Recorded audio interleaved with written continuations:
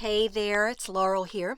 Today I'm here with a Christmas card using all of the goodies from the latest Stamp of Approval collection. It's called the Candy Cane Lane collection. It went live last week and I can't believe it, but I think there are still just a few left. So if this is something that you're interested in, you're going to want to click on the link below. I'll put it in the YouTube description and hopefully there'll be a few left. But the Stamp of Approval is a collection that releases quarterly. All right, so let's get started here. I went ahead and heat embossed in white that peppermint background stamp. I don't know if you can see it, but it's there. I went ahead and stamped that in some Versamark ink, sprinkled on white embossing powder, and then heat set it. And then I cut out a frame by using some die cuts that are not in the collection. That and the inks are the only thing that I'm using today that are not in the collection. This is the Hip Holiday stamp set. I call it the Crooky tree because we have a Crooky cake that released in a previous Stamp of Approval. Now we have a Crooky tree. So I took some of the images here that form the tree and I mounted them onto my mini Misty. And then I'm going to ink them up with some different color inks from the 10 stamps. I love this little tree image. I think it is so much fun. And if patterns aren't your thing, she also gave you these images in solids. All right, so full disclosure, my daughter's in here, so if you hear, I apologize. All right, so I'm using the Mini Misty, so I'm able to ink up the stamps there, and then I'm going to do a double stamping because I really want these images to be dark and crisp. And then I'm going to take the coordinating die set, and I'm just going to adhere that the little dies right over my little images there and run them through my die cutting machine. And then I'm going to have perfectly cut little layers of my tree, and they're just so cute. And there's sign one that Lily's sitting here next to me. Okay, moving on. I don't know how long she's going to give me. And I actually came and hid in my closet, by the way, and she's found me. She has found my hidden spot. I don't know where I'm going to go now, but that's another story. Okay, moving on. All right, so here's where my card is going to start going in all kinds of different directions because I didn't know what I was going to do here. I've got 3 different color distress inks here: cracked pistachio, wilted violet, and picked raspberry. And I'm just going to go and blend in those 3 colors. Just, give me some purple in the middle, a little pink and green on the outside, and that's all we're going to do here. So I think I'm going to come back for more. Oh yeah, this is going to be a process. I can already tell you. Okay, so then I'm going to take the frame and I'm going to go in and apply a whole bunch of picked raspberry. Yeah, that's the color. I almost said peacock feathers. Picked raspberry. And I'm just going to apply a heap ton of that ink. And then I'm going to go in and add a little bit of wilted violet. And then that's going to be the frame of my card here. All right, just thought I'd add a little purple because why not? Whatever. Basically, I chose these 3 colors because I thought they looked pretty with the colors I chose for the tree. That's how my mind thinks. And this card went all over the place, and you're going to see it. I could have edited it out, and I probably should have, like right here, but I didn't because I wanted you to see how my mind worked, my craziness. Do you talk crazy? Because sometimes, I'm really out there. So I'm going in and I'm adding some green to the outside of what's going to be on the outside of the frame. So I decided cracked pistachio was not dark enough, so I'm going to pull in some Lucky Clover distress ink, which I never use. I don't know why. It's a very pretty color. And I'm going to end up doing this all for no reason whatsoever because I'm not going to like it and I'm going to cut it off. But regardless, it's a really pretty color. It's just not what I was looking for with my particular card. So I'm going to go ahead and apply some glue to the back of that frame, and I'm just going to center that up and adhere that smack down. Just like that. And now it's time to start working on the tree. So I'm going to pop up each of these layers, each panel, die cut panel with some double-sided foam tape because I want my tree. It's a Crooky tree, so I need it to be a popped up Crooky tree. So I'm using this double-sided Scotch tape. I love it because you can just tear it and peel off the backing paper and you're done. And I'm just cutting it down to size, or you can tear it. Like I said, you don't have to cut it, which is, a huge selling point in my opinion, that you don't have to use scissors.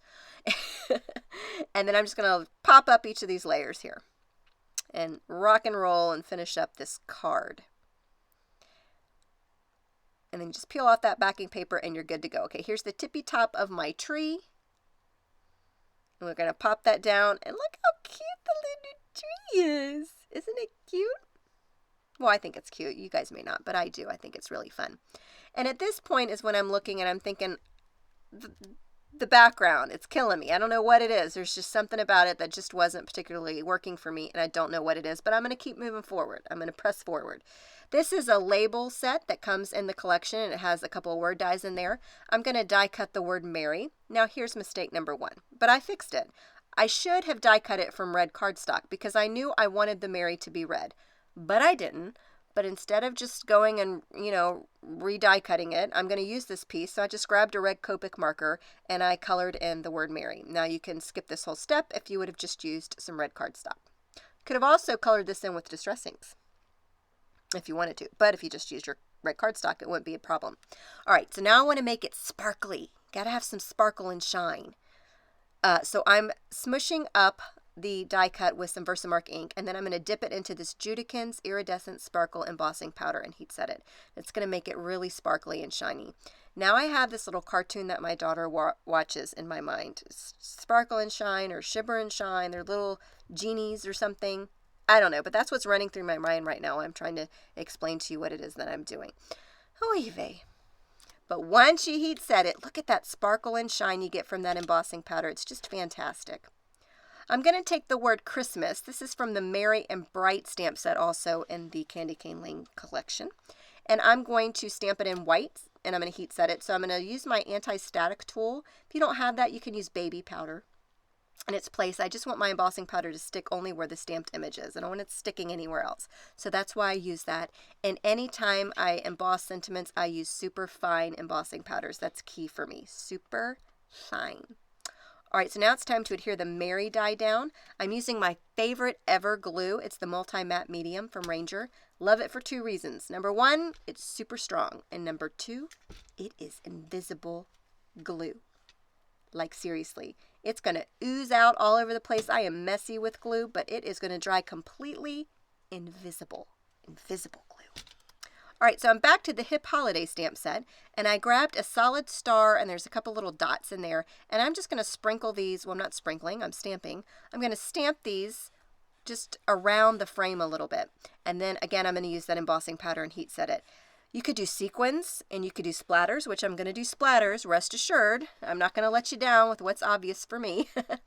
But, I don't do sequins. I don't know what it is. Every time I put sequins down, I don't like how they look. It is me. It is me. I am sequins challenged. And I'm jealous of all you guys that use sequins well. I really am. And don't think I don't go and study the placements of the sequins on your cards, because I do. I take notes, but it never turns out right for me, ever. All right, so I'm heat setting all of the white stars and little dots that I stamped on that frame there. And here's what I decided. I'm not liking that outline of the peppermint stick, so I'm just going to cut it right off. I'm going to cut it up right up to the line of that frame. And you see that green cardstock there on the left? It was actually green cardstock from my stash that I blended on some Lucky Clover Distress ink. I don't like that either, so just ignore it. Ignore it. I'll use it another time, but I am certainly not going to use it today. So then I pulled out this pretty ink pad, and I like the color, and I was about to create my own colored cardstock by taking the pad directly to some white cardstock until I saw that I had this color cardstock in my stash. It's from Gina K, and it's fantastic, and it matches the ink pad perfectly, so I'm going with it. All right, I'm going to take that peppermint striped background there. I'm going to tie it into my card a little bit more. I'm going to selectively ink up that stamp with some Versamark ink, and then I'm going to press the paper onto the stamp, and then I'm going to have a very subtle peppermint striped background. I'm not going to heat emboss or anything. It's going to be a tone on tone or almost a watermark type look, but I really think it ties into the card nicely. It's hard to pick up on the camera, but in the still shot of the card, you'll see it. So I'm going to go ahead and adhere that panel there that we've been working on down to the center of that card. A few finishing touches here before I go. I'm going to apply some glitter. Need some glitter. This is the Spectrum Noir glitter pen right on top of that tree there. Got to give it some shine. Got to give it some... See, that little sparkle and shine is still in my mind. They're these little genies. One has pink hair, one has purple hair. And that's about all I know. All right, now I'm going to flick on some of that white paint there. Of course, I didn't let you down. I'm so... What's the word? I'm so obvious, aren't I, on what I'm going to do here. What can I say? What can I say?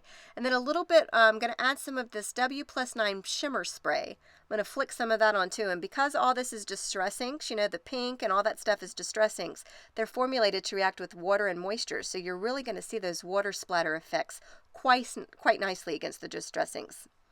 And that's the card. I'm done. I'm done. And Lily has sat here quietly. I can't believe it. Lily, you want to say bye? Bye. Say thanks for watching. Thank you for watching. Thanks for watching. Have a good day. Have a good day. So thank you guys for watching, and I will see you next time for another video. Hopefully a shorter one. Bye. Say bye. Bye.